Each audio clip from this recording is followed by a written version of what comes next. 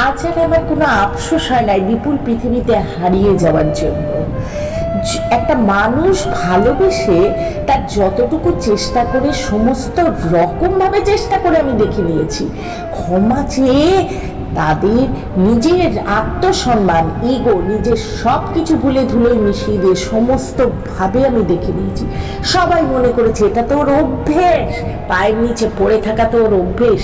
একটা জিনিস কি বলতো ভাই, মানুষ এরকম মানুষ যখন কাউকে খুব বেশি ভ্যালু দেয়, সম্পর্কটা যাতে না নষ্ট হয়ে যায় সেই জন্য যা যা করার সম্পর্কটা বাঁচিয়ে রাখার জন্য চোখ মুখ বন্ধ করে কিন্তু করতে থাকে।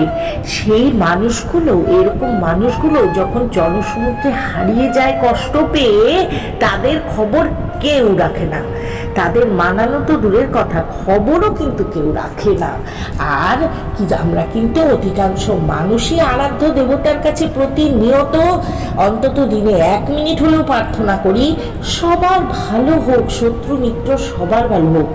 কিন্তু খারাপ হলে খুশি হই, কিন্তু কিছু মুষ্টিমেয় মানুষ কজন তারা বসে থাকি প্রহর গুনিয়ে অপেক্ষা করি, ক্ষণ গুনি কখন তারা খুশিটা হারাবে, কষ্ট পাবে কিছু না কিছু নিয়ে। একটা কথা কি জানো, আমাদের মতো গৃহবধূদের আমাদের এই ভার্চুয়াল জগতে এসে আমাদের অভিজ্ঞতার ঝুলি কিন্তু ভরছে। এই প্রতিনিয়ত আমরা এখানে রামায়ণ মহাভারতের মতো বহু চরিত্রের সঙ্গে পরিচিত হয়ে আমরা মানুষ তৈরির কারখানায় নেবে ছেঁচা পোড়া গুঁতো সর্বোপরি বিপুল ভালোবাসা পেয়ে আমরা কিন্তু একটা ডাইসে পরিণত হয়ে যাচ্ছি।